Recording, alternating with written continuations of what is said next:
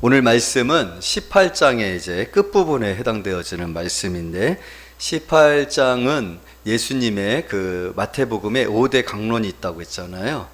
강론은 설교라고 했고, 그것은 예수님이 꼭 우리에게 말씀하셔서 가르쳐서 우리가 그렇게 살아감으로 말미암아 축복된 삶을 누리도록 예수님이 특별히 이렇게 모아서 강조해서 하신 말씀들이다, 이렇게 생각하시면 된다고 했어요. 그래서 이 강론에 해당되어지는 말씀들은 특별히, 물론 모든 말씀들이 다 귀하지만 특별히 우리가 그리스도인이라고 할 때, 교회를 다닌다라고 할 때, 예수를 믿는다라고 할 때, 또 여러분들이 여러분 종교 뭐예요? 그러면은 거기다 기독교 쓰잖아요. 그렇다라고 했을 때에 우리가 반드시 내가 기독교인 맞아? 라고 했을 때 점검해야 될 지표가 있을 거 아니에요. 그런데 너무 많잖아요. 어떻게 돼야 될지. 사실 우리가 그러한 온전한 그리스도인이 되기까지 얼마나 많은 세월이 필요하겠어요. 사실 100년 부족하죠. 지금까지 저도 이제 50줄인데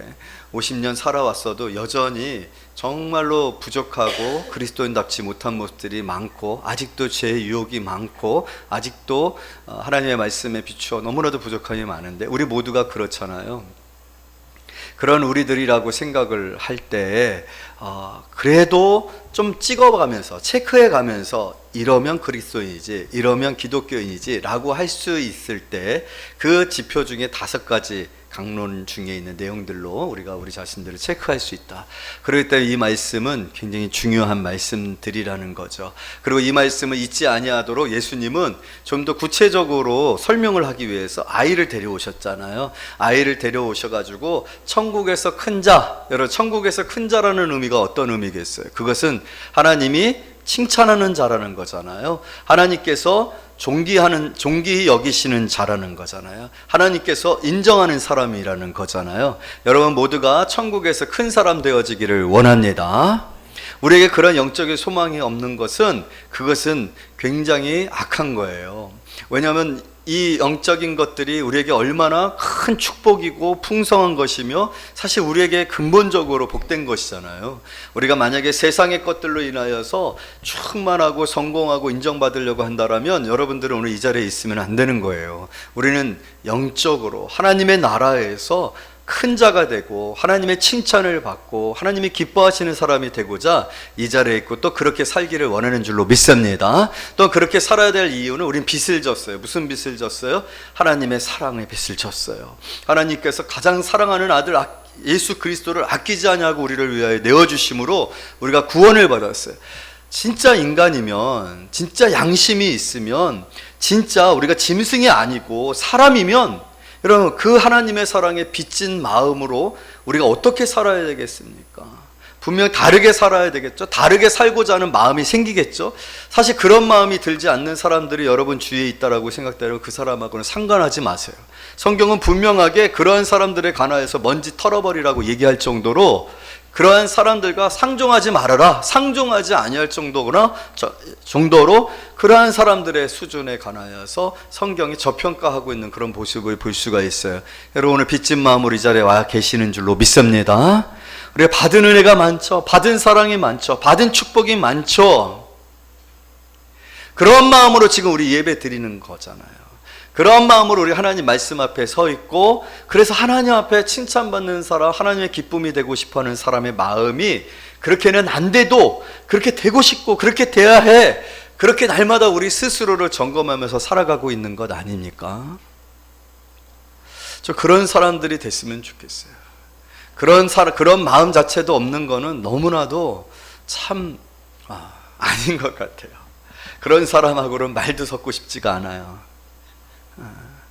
여러분 정말 우리가 받은 은혜에 감사하며 그 마음에 빚진 마음으로 이 자리에 있고, 또 예배하며 오늘 하나님의 말씀에 귀를 기울여서 하나님이 기뻐하는 사랑, 하나님 앞에 조금이라도 그 은혜에 우리가 갚을 수 있는 것이 있다라면, 하나님 앞에 보답하고자 하는 마음이 있다라면, 오늘 그런 마음으로 말씀을 받는 그런 귀한 성도님들이 되어지기를 원합니다. 그랬을 때 예수님께서 데리고 온 아이가 있다라는 거예요. 작은 아이가 있다라는 거예요. 이 아이를 보면서 이렇게 어린아이와 같은 자가 천국에서 크다 라고 말씀하세요. 이거 굉장히 본질적인 것이거든요. 그리고 이렇게 너희의 본성이 바뀌어져야 된다라고 말하는, 이거는 굉장히 본질적인 것이고 근본적인 것이에요. 이 뿌리에서 모든 것들이 시작되어야 된다라고 얘기하고 있어요. 그건 뭐예요? 자기를 낮추는 자, 겸손한 자, 어린아이 같이. 여러분, 어린아이는요 부모를 바라봅니다. 무능하기 때문에, 또 무지하기 때문에. 자기가 정말로 부모의 도움이 없으면, 부모의 보호가 없으면, 부모가 자기를 위해서 먹을 것을 주고 또 집을 마련해 주고 편안한 환경을 만들어 주지만 않으면 안 돼 라는 그런 마음이 바로 하나님께 향한 그런 마음이 바로 가장 천국에서 큰 자가 되어지는 가장 본성적이고 본질적인 내 마음이다. 나는 내 마음대로 살 수 있고 내 힘으로 살 수 있고 하나님 필요 없어. 하나님은 그냥 조금만 옆에서 지도해주고 도와주는, 내가 필요할 때 용돈만 그냥 꽂아주는, 내가 어려울 때 사고 처리만 뒤처리해주는 그런 일들만 해주는 그런 하나님이 아니라 전적인 신뢰, 없으면 안 되는 존재가 되어야 되는 거야, 하나님이. 그래서 하나님 앞에 갈 때가 가장 좋은 상태가 되어야 되는 거예요. 여러분, 우리 어린아이들이 그렇게 좋아하잖아요. 저는 우리 주일학교 친구들이 저를 너무 좋아하는 게 좋아요. 어제 우리 한 가정과 식사를 했는데 아이들이 엄마 완전히 주변에 식사를 하는데 좀 나눠서 이렇게 앉아야 되는데 엄마 주변에 똘똘똘똘똘 뭉쳐가지고 앉아서 밥을 먹는 거야. 엄마가 밥을 먹을 수가 없어. 엄마 사랑을 받으려고, 엄마 옆에 있으려고 그렇게 경쟁을 하는 거예요. 그게 어린아이 같은 마음이거든요. 엄마는 미치고 활짝 뛰겠지. 너무 귀찮잖아. 이 거머리들이야. 애도 넷이나 돼가지고. 여러분, 그런 마음으로 지금 여기 거머리처럼 붙어 있으려고 오신 거예요? 지금 여기에 하나님 아니면 안 돼. 하나님 사랑 외에는 안 돼. 하나님의 사랑 받아야 돼. 하나님에게서 떨어지면 안 돼. 그런 마음으로 지금 여기 와 계세요. 그래서 하나님이 조금이라도 내게서 다른 눈빛을 보내거나 다른 곳을 바라보거나 다른 사람을 바라보면은 막 울어. 어떻게 그렇게 눈물이 많은지 모르겠어요, 애들이. 진짜 그 거짓말이잖아요. 진짜 슬퍼서 우는 게 아니라 엄마 사랑받으려고 우는 거잖아요. 막 관종이 되는 거예요. 여러분, 하나님 앞에 그렇게 관종이 되 계세요? 영적 관종이 되 계세요? 하나님은 나만 봐야 돼. 다른 사람 보는 거 안 돼. 절대로 나만 바라야 되고, 내가 부를 때 언제든지 제일 먼저 달려와야 되고, 내가 필요할 때 항상 내 곁에 있어야 돼. 그런 간절한 마음으로 하나님을 바라보고 계세요? 어떠세요? 그게 어린아이 같은 마음이야. 이게 우리의 본성이 돼야 돼. 이게 우리의 기본이 돼야 돼. 그랬을 때 여러분, 하나님께서 약속하시는 게 뭐예요? 어린아이 같은 자, 그러니까 천국에서 큰 자라고 할 때 전제는 내가 너희를 어린아이 같이, 여러분 그 어린아이 같은 표현은 파이디온이 아니라고 했어요. 파이디온은 어린아이거든요. 대략적으로 우리 승재, 수연이, 수아, 수빈이 이 정도 되는 나이예요, 파이디온은. 근데 지금 데려놓은 아이는요, 예수님이 안았다라고 얘기했죠. 안았다라고. 그러니까 더 어린 거예요. 더 어린 거예요. 얼마나 어린아이 같아요. 그러니까 여러분, 어린아이 같은 자가 천국에서 가장 큰 자라고 말씀하셨을 때 전제는 뭐냐면, 내가 안을 수 있는 존재이니 내려놔서는 안 되는, 내려놨다는 금방 쓰러지는, 내려놨다가는 그냥 짓밟힐 수 있는, 길도 알지 못하고 자기 스스로는 살아갈 수 없는 존재라고 나고 전제를 갖고 어떻게 하시겠다는 거예요? 안 내려놓겠다라는 거예요. 하나님도 우리를 안 내려놓겠다라는 거예요. 하나님도 항상 내 품에 두시겠다라는 거예요. 할렐루야. 그게 우리의 축복인 줄로 믿습니다. 우리가 안전한 이유는 하나님이 나를 내려놓지 않기 때문에. 심지어는 뭐라고 말씀하셨습니까? 잃어버린 자가 있다라면, 잃어버린 양이 있다라면 91마리의 양을 두고 그 양을 찾는다라고 했어요. 자꾸 찾는다라고 했어요. 그것이 우리 하나님의 마음이고, 그런 하나님의 보호와 그런 하나님의 지키심이 있을 때 여러분, 우리는 큰 자가 안 될 수가 없어요. 될 줄로 믿습니다. 천국에서 큰 자 되면 땅에서도 큰 자 될 줄로 믿습니다. 그러면서 말씀하시는 거잖아요. 그러니까 너희들끼리도 서로 어떻게 하라고 했어요? 나를 영접한과 같이 서로 영접을 해라. 걔는 나고 너는 나고, 너는 내 안에 있고 나는 네 안에 있다라고 말씀하시면서 그리스도 공동체의 중요성과 그리스도 공동체를 통하여서 그러한 일들이 있어야 된다는 것을 말씀하고 있죠. 그런데 그거를 방해하는 것들이 있다라고 했어요. 바로 죄예요. 그래서 죄를 말하지만 말고 다루어라. 찾아가서 권면하고, 그래서 돌이키면 용서해 주라는 거잖아요. 그것이 우리가 지난주까지 나누었었던 말씀이면서 오늘 이 말씀이 주어지는데, 그랬더니 뭐라고 하는 거예요? 베드로가 왔어요. 베드로가 와서 예수님, 그러면 용서해 주라고 했으니까 예수님, 회개하고 돌이키는 자를 용서해 주는 거 7번까지 하면 되겠습니까? 예, 죄송합니다. 이 수화로 7이어서 7번까지 하면 되겠습니까? 이렇게 얘기를 했다. 베드로는 굉장히 의기양양. 우리가 생각할 때 7번, 여러분들은 이미 그리스도 안에서 받은 은혜에 대한 감사와 감격이 있기 때문에 7번까지 용서해줘도 됩니까? 라고 오늘은 우리 주일학교 친구들이나 젊은 청년들이 예배에서 말씀을 듣기가 어려울 거예요. 왜냐하면 누군가를 용서하는 일이 많지 않기 때문에 그래요. 왜냐하면 그런 관계가 별로 없기 때문에 그래요. 그래서 청년들이 많이 예배 설교 듣기가 좀 힘들 수 있어요. 그런 관계를 아직 경험해보죠. 죽도록 미운 사람들 있으세요? 절대로 용서하지 못할 그런 경험들이 있으세요?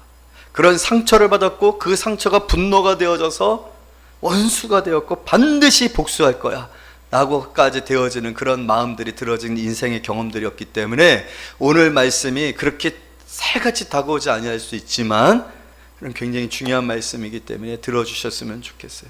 예수님의 말씀이 베드로가 7번까지 용서하면 되겠어요? 그렇게 얘기했어요. 사실 왜 이렇게 얘기를 했느냐라면 유대인들은 주로 서너 번, 성경에서도 서너 가지의 죄에 관하여서 라는 얘기를 많이 하면서 3번을 용서해 주는 것을 마지노선이라고 생각해요.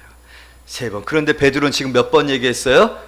7번을 얘기했어요. 그러니까 2배하고 조금 더 많은 용서를 얘기한 거죠. 그러니까 베드로의 마음에 굉장히 뿌듯함이 있어요. 야, 유대인의 전통에 3번만 용서하면 되는데 3번까지는 용서하라고 하는데 나는 7번까지 용서하면 되겠습니까? 라고 예수님한테 얘기했으니 예수님이 이제 어떤, 여러분 청초랑 베드로의 눈빛 기대해서 지금 보이십니까? 베드로 항상 그렇잖아요. 예수님한테 칭찬받고 싶어갖고. 여러분들도 목사님한테 칭찬받고 싶어서 저 좀 봐주시면 좋을 것 같아요. 우리 주일학교 친구들은 그냥 저한테 칭찬받고 싶어갖고 성경책도 맨날 예배 끝나면 걷어가지고 다 갖다 주면서 목사님 이렇게 보면서 가죠. 수고했어 라고 하면 소리 하나 듣고 싶어서. 베드로가 지금 그런 마음이 얼마나 귀한지. 그런 마음으로 예수님이 뭐라고 말씀하셔요? 우리 21절 22절 말씀 다 같이 읽어요. 시작. 내게 죄를 범하면 몇 번이나 용서하여 주리이까? 7번까지 하오리까? 예수께서 이르시되 내게 이르노니 7번뿐만 아니라 7번을 70번까지라도 할지니라. 그러면 총 몇 번이에요? 70번씩 7번이 총 몇 번이에요? 7, 7에 49, 490번. 7번까지 용서해 주면 되겠습니까? 라고 했더니 예수님은 아니, 거기다가 10을 곱하고 거기다 또 7을 곱해서 490번. 여러분 이 숫자는요 딱 490번까지예요. 물론 우린 평생 살면서 490번까지 용서 못할걸요 아마? 그럼 딱 그때까지만 용서하면 된다라고 하신 걸까요? 이거는요 무한대를 얘기하는 거예요. 무한대. 그런데 이 말씀을 지금 어떤 맥락에서 하고 있느냐가 중요해요. 왜 무한대까지가 가능한가? 무한대까지 가능하게 되어지는 이유가 무엇인가? 우리가 상대방을 생각할 때 이렇게 생각하시면 돼요. 여러분 지금 예수님이 누구를 안고서 이야기를 했다라고 하셨죠? 어린아이입니다. 어린아이. 여러분의 자녀들을 한번 생각해요. 여러분의 자녀들을 용서 못하고 지금까지 죽을 때까지 사시는 부모들이 있을까요? 없을까요? 이 말씀을 보면서 용서가 돼요, 안 돼요? 돼요. 지금 예수님이 그 말씀을 하는 거예요. 니들도 그렇지 않냐? 너희들도 용서가 되냐 안 되냐? 네 아이들이, 네 자녀들이, 네 품에서 나온 아이들이 용서가 되냐 안 되냐? 여러분, 우리는 어른이죠. 그런데 참 지금은 100세까지 살다 보니까 나이가 들어서도 부모가 있어. 옛날에는 이맘때쯤 되면 부모님들이 다 돌아가셔서 내가 최고인데 지금은 아직도 부모님들을 살고 계셔.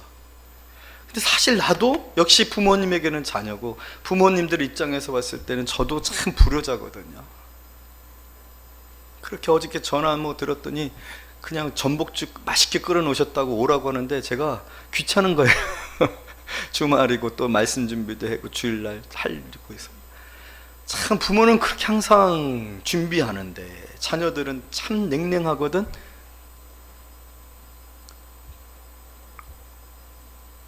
아이들이면, 여러분, 아이들에 관해서 용서가 돼요 안 돼요?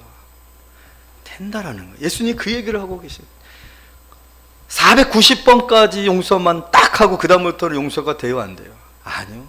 한번 생각해 보세요. 애들이 우리의 마음을 힘들게 하고 상처 주고 참 섭섭하게 한 일이 많아요 안 많아요?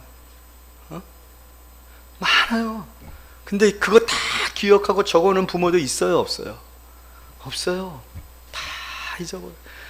또 용돈 달라면 용돈 주고, 또 도와달라면 도와주고, 또 사랑해달라면 사랑해주고. 하나님의 마음이 우리에게 그런 거라라고 말씀하신 거고, 그런 가운데 우리가 받은 은혜가, 받은 사랑이, 받은 용서가 크다라는 것을 여러분 오늘 이 말씀을 통해서 깨닫기를 원합니다. 이런 것이 7번뿐만 아니라 더 많은 용서를 받았고, 무엇보다도 여러분 우리의 죄에 관해서 한번 생각해 보세요. 우리가 하루에 몇 번의 죄를 짓는다라고 생각하십니까?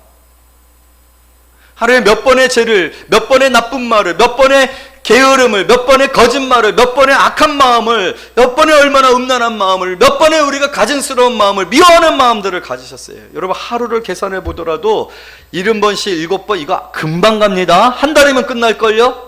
한 달도 안 돼서 끝나는 분들도 계실 수 있어요. 매일같이, 매 순간, 매 초에 죄를 짓는 분들도 계실 수 있어요. 그런데도 너무나도 놀라운 것은 우리는 천국에 들어갈 줄로 믿습니다. 70번씩 7번 이라도 용서하라.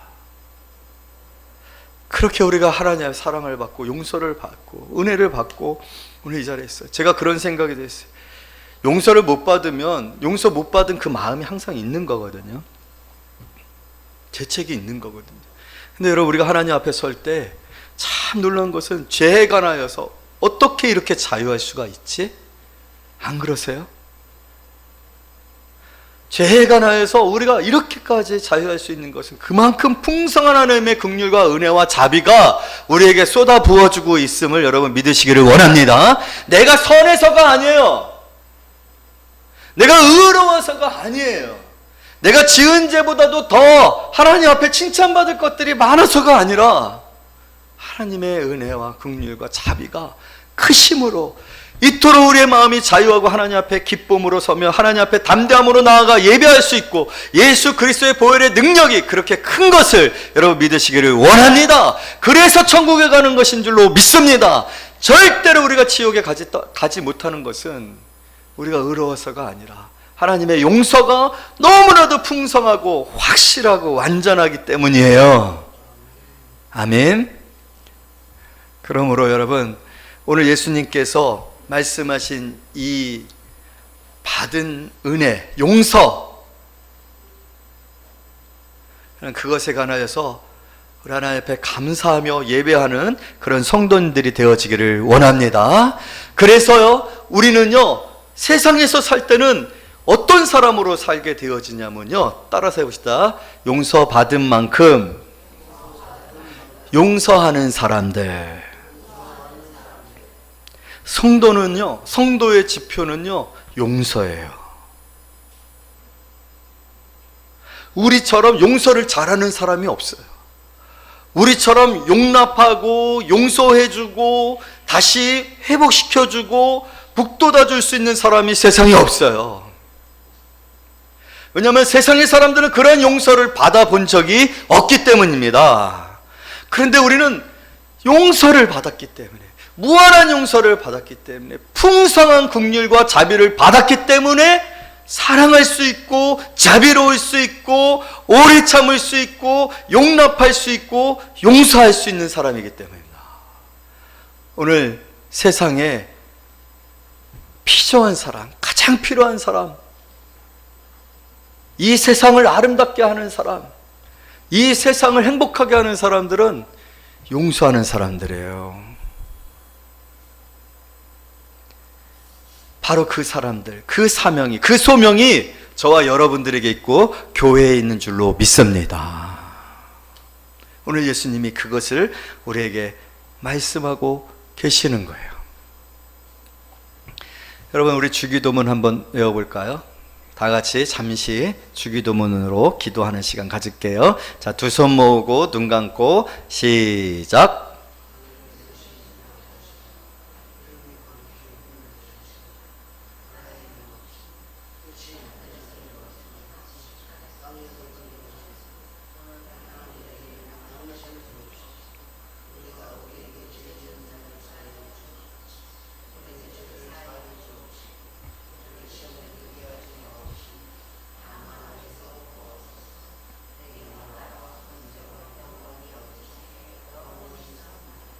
아멘. 주님이 가르쳐 주신 기도죠. 주기도문입니다. 이 주기도문에 어떤 내용들을 넣고 싶으셨을까? 바로 예수님이 가르치셨었던 내용들을 넣어 그것을 항상 기도함으로 그것을 통해서 우리의 삶이 그렇게 되어지도록 주님께서 기도를 가르쳐 주신 거잖아요. 우리 다 같이 마태복음 6장을 찾아보도록 하겠습니다.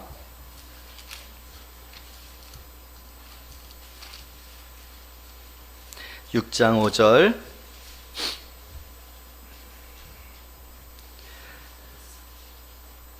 자, 우리가 외웠었던 주기도문인데 12절 말씀 우리가 다 같이 한번 읽도록 하겠습니다. 시작. 우리가 우리에게 죄 지은 자를 사하여 준 것 같이 우리의 죄를 사하여 주옵시고.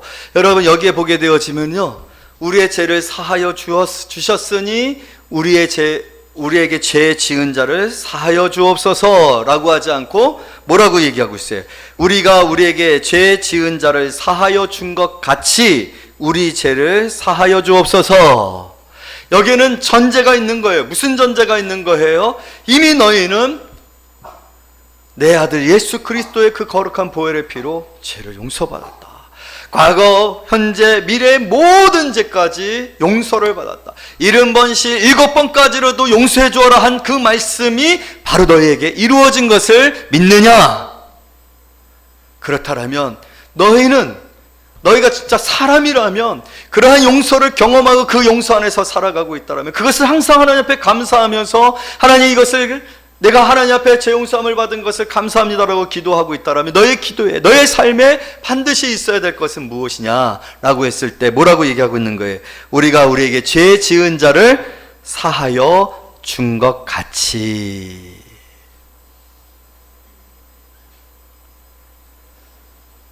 주기도문에 있는 이 말씀처럼 여러분, 우리의 삶이 용서가 있고 용서를 통하여 관계를 회복시키고 용서를 통하여서 죄인들을 주님 앞으로 이끌고 용서하시는 주님을 만나게 하는 그런 성도님들 되어지기를 원합니다. 그리고 그러한 삶이 되어졌을 때 뭐라고 얘기할 수 있는 거예요? 우리의 죄를 사하여 주옵소서. 아멘. 성경은 이렇게까지 얘기를 하면서 우리에게 뭘 말하고, 너희는 용서하는 사람이 되어야 돼. 너희는 용서하는 사람들이 되어야 해. 내가 너희를 어린아이같이 여긴 것처럼 사람들에 관하여서 그러한 마음을 갖고, 너희가 너희의 자녀들, 어린아이들에 관하여서 무한한 용서를 할 수 있는 것처럼 내가 너희를 용서한 거야. 너희들도 마찬가지로 사람들에 관하여서 그러한 마음을 갖고 용서를 하며 용서를 베풀며 자비를 베풀며 긍휼을 베푸는 사람들이 돼야 돼. 그렇지 않으면 우리의 죄를 사하여 주옵소서. 그 밑에 말씀에 이런 해석이 있어요. 14절 15절 말씀 다 같이 읽어요. 14절 15절 시작. 너희가 사람의 잘못을 용서하면 너희 하늘 아버지께서도 너희의 잘못을 용서하시려니와 너희가 사람의 잘못을 용서하지 아니하면 너희 아버지께서도 너희의 잘못을 용서하지 아니하시리로다. 여러분, 용서받지 아니한 자의 고통이 얼마나 큰 줄 아십니까? 다윗을 보십시오. 여러분, 다윗이 집 가운데 얼마나 고통스럽게 기도했었던 거 아십니까? 그리고 죄로 낳은 아들은 죽게 되어지는 것 아십니까? 용서하지 아니하리라. 하나님은 그러한 장치를 통해서요, 여러분 반드시 기억하셔야 됩니다. 용서와 연관해서는 두 가지 결과물이 나타납니다. 용서하지 아니할 때 내가 너를 용서하지 아니하리라. 내가 너를 용서하지 아니하리라 하신 이 말씀은 관계에 대한 표현이에요. 여러분, 용서받지 못한 상태에서 우리가 하나님과 어떤 관계도 형성이 안 됩니다. 그래서 성경에서 마가복음 우리 말씀 한번 찾아보도록 하겠습니다.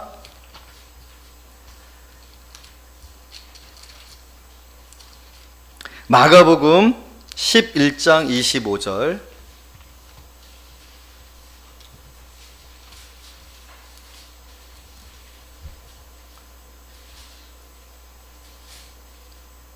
자, 우리 주일학교 친구들만 한번 읽어봐 줄까요? 큰 목소리로 마가복음 11장 25절 시작. 자, 청년까지 시작.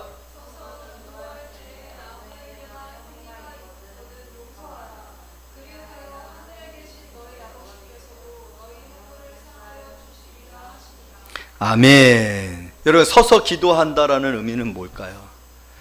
오늘 누가 서서 기도했죠? 대표 기도자가 서서 기도했죠? 뭐 하고 있는 거예요? 예배 드리고 있는 거예요. 서서 기도할 때, 또 기도할 때, 여러분, 모든 것이 하나님과 지금 하나님 앞에서 행하고 있는 거거든요. 하나님 앞에 예배하고 있는 거거든요. 그런데 오늘 뭐라고 얘기했어요? 아무에게나 혐의가 있거든 용서하라. 용서가 되어지지 아니한 상태에서 기도하는 것, 용서가 되어지지 아니한 상태에서 예배하는 것, 용서가 되지 아니한 상태에서 예물 드리는 것, 용서 없이 봉사하는 것, 용서 없이 전도하는 것, 이 모든 것들이 다 불가하다라는 거예요. 오늘 주기도문이 끝나고 나서 기록되어져 있는 말씀처럼 너희가 용서하지 아니하면 나도 너희를 용서하지 아니하리라는 이 말씀은 하나님과의 관계가 용서가 해결되어지지 아니하면, 용서의 문제가 풀려지지 아니하면 단절된다라는 걸 말하는 거예요. 무의미하다라는 것을 말하는 거예요. 그만큼이나 이것은 영적인 것입니다. 여러분, 용서가 되어지지 아니한 상태에서, 미움이 가득한 상태에서, 섭섭함이 가득한 상태에서, 분노가 가득한 상태에서 예배가 되어집니까? 예배가 되어진다라고 하면 그거는 그 사람이 용서를 경험하지 못했거나 하나님과의 아무런 관계가 없는 사람일 때 예배가 되는 거예요. 구원받지 못한 사람이기 때문에 예배가 되는 거예요.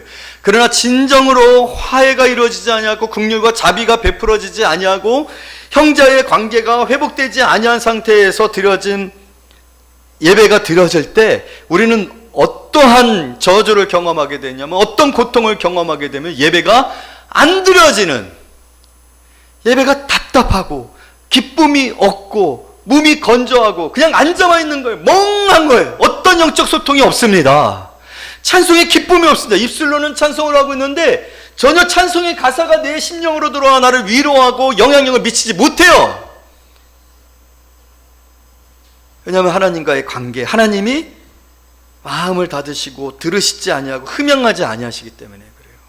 근데 나는 혼자 예배드렸다라는 착각에 빠졌다? 그 사람은 구원받은 사람이 아니에요. 왜냐하면 용서받지 않았기 때문이에요. 용서가 없는데, 죄사함이 없는데 무슨 구원이 있겠습니까? 무슨 예배자가 되겠습니까? 형식적으로만 이 자리에 와 있는 사람이 되요. 굉장히 중요한 문제입니다.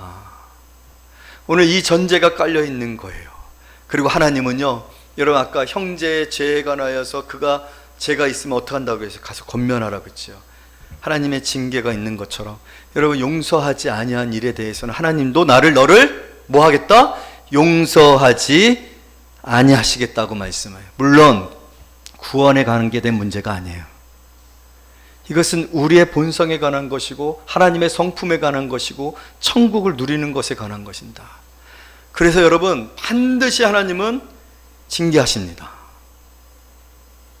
왜냐하면 용서받지 못했을 때, 하나님과의 관계가 끊어졌을 때 우리의 삶이 얼마나 고통스럽고 저주 가운데 있는지, 내가 용서했기 때문에 내가 사랑받고, 용서했기 때문에 하나님이 모든 위험으로부터 나를 지켜주시고 보호해 주시고 나를 기뻐하신 그 삶을 살고 있었다라는 것을 알게 해주시기 위해서, 용서받지 못한 상태의 영적 상태를 경험하기 위해서는 징계를 허용하시는 거예요. 그러한 관계 가운데 있는데, 그런 관계 가운데 있으면서도 불구하고 내가 막 사람들을 미워하고 막 분노가 가득하고 그것 때문에 밥맛도 없고 잠 못 이루고 사람들과 말을 할 때도 거칠은 말이 나오게 되어지고, 그런 상태인데도 불구하고 아무런 문제가 없어요. 일이 잘 풀려요. 애들이 공부도 잘하고 직장에도 아무런 문제가 없어요. 징계가 없는 거잖아요. 왜 징계가 없을까요? 징계할 필요도 없는 존재인 거예요. 하나님이 보셨죠. 여러분, 내 자식 아닌 다른 자식들이 아무리 개차반으로 놀아도 여러분들 신경 써요, 안 써요? 신경 안 써요. 왜? 내 자식 아니니까. 아무리 막 SSS 욕을 하고 맨날 유튜브만 보고 밤새고 별의별 이상한 짓을 해도 신경 써요, 안 써요? 신경 안 써요. 왜? 내 자식이 아니니까. 근데 내 자식은 그대로 둘 수가 없어요. 하나님도 마찬가지예요. 왜 징계하시는가? 바로 이 용서를 통하여서 우리가 용서받은 은혜가 얼마나 풍성하고, 그것을 또 우리가 삶을 통하여서 실천할 때 그것이 천국을 경험하는 일이거든요. 그 용서와 화해를 통하여 이루어진 관계의 축복이 얼마나 큰 풍성하고, 그 관계를 통하여서 서로 돕고 돌아보며 격려하며 살아가는 삶이 바로 하나님이 원하시는 교회이고 공동체거든요. 근데 그것을 이루지 못하고 그것을 누리지 못하는 것이 너무 안타까워서 하나님이 징계를 통해서 깨닫게 하시는 거예요. 용서받지 못하는 것이 얼마나 큰 저주고 답답함이고 어려움이고 불편함인지를 알게 하시기 위해서. 그래서 여러분, 오늘 예수님이 우리에게 이 말씀을 통해서 말씀하시는 거예요. 어떻게 용서하라고요? 그리스도에게 용서를 받은 것 같이 너희도 그리하라. 하나님께서 너희에게 자비하신 것 같이 너희도 자비하라. 할렐루야. 여러분, 이것은 우리의 지표입니다. 우리의 본성입니다. 우리의 성품입니다. 제가 최근에 너무 힘든 일이 있어요. 교회를 다니는 분이, 우리가 되기만 해도 참 우리나라에서 제일 가는 그런 명성 있는 교회 집사입니다. 막 1대1도 하고 있고요, 성경 안송도 하고 설교도 쓰고 있어요. 얼마나 거룩하고 경건해 보이는지 몰라요. 근데 직장의 동력 간에 문제가 생겼는데 그 미워하는 마음을 해결을 하지를 못해요. 그리고 해결하려고도 하지 않아요. 그게 죄라는 생각도 안 들어요. 그리고 아예 지금은 어느 단계에 있냐면 아예 관계를 끊고 귀를 닫고 눈을 닫고 상대도 하지를 않아요. 편하죠. 왜? 편하죠. 거기도 뭐 큰 교회 집사님이거든요. 제 주변엔 맨날 대형교회 집사님들만 있어. 대형교회 다닌다라고 다 그리스도인인 거 아닌 것 같아요. 가장 중요한 것들을 놓치고 있다. 여러분, 큰 교회 다닌다고 큰 성도 아닙니다. 작은 교회 다닌다고 작은 성도들 아닙니다. 중요한 것은 그들이 그리스도 안에서 그리스도에게 받은 그 긍휼과 그 은혜와 주님께서 우리에게 말씀하신 그 말씀을 실천하고 살아가고 있느냐. 윤리적이고 사람들이 볼 때는 굉장히 인격적이고 뭔가 성공한 사람들처럼 보이지만 실제적으로 하나도 용서를 못하고 있어요. 베드로가 말했었던 7번까지 그것도 감당을 못하고 있어요. 그게 그리스도인입니까? 사실 지금 굉장히 어렵거든요. 사는 게 어렵거든요. 저는 그 어려움이 뭔 이유 때문인지를 알아요. 그래서 참 얘기해 주기가 힘들더라고. 왜냐하면 너무 힘드니까, 힘들게 살고 있으니까.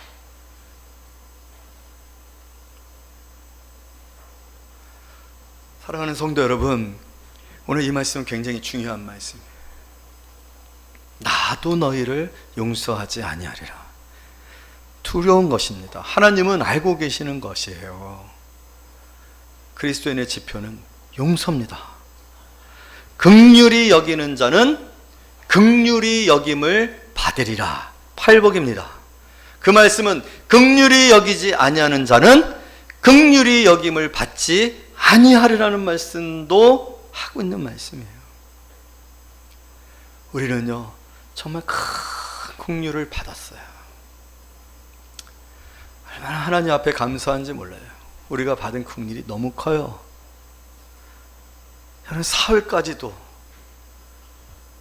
품으시고 용서하셔서 예수 그리스도를 이방에 전하는 이방인의 빛으로 사용하시는 예수님.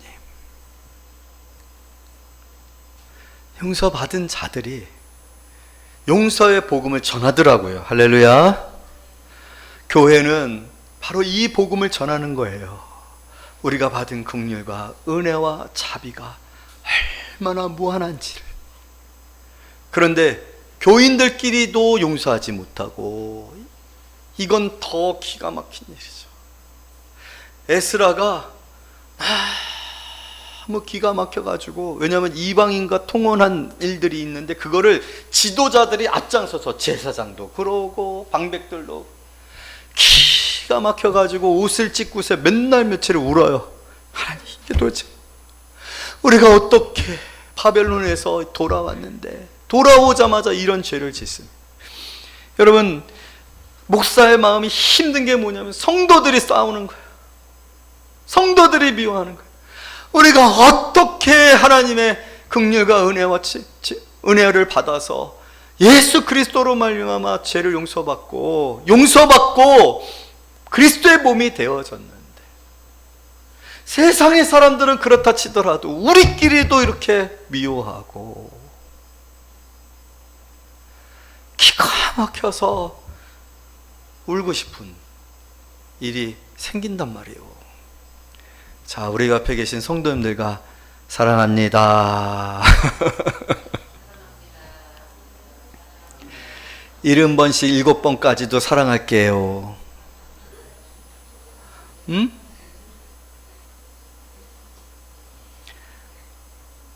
우리 교회 정말로 하나님의 그 긍휼과 자비가 풍성한 교회가 되어지기를 원합니다. 우리가 훈련되어야 돼요. 우리가 익숙해져야 돼요. 이게 그냥 우리의 체질이 되어야 돼요. 그랬을 때 그것이 넘쳐서 흘러 우리의 가정에서, 우리의 형제 간에, 우리의 이웃 사촌 간에, 우리가 만나는 모든 사람들 가운데 그리스도의 이 긍휼이, 그리스도의 이 용서가 흘러갈 때, 십자가의 은혜가 흘러갈 때 구원의 역사가 나타나고 교회가 교회되어지고, 그러할 때 여러분, 교회는 참 신기한 게 채워져요. 채워집니다. 항상 사람들이 채워지게 되어 있습니다. 할렐루야. 오늘 이 말씀 붙들고 우리 다음 주에는 정말 극적인 스토리가 나오잖아요. 이 극적인 스토리를 통해서 다시 한번 이 말씀을 또 한번 새겨보는 시간 가질게요. 한 주간 동안 실천해 보시고 기도해 보시고, 무엇보다도 내가 받은 은혜 정말로 감사하는 그런 성도님들이 되어지시기를 말씀으로 축복합니다.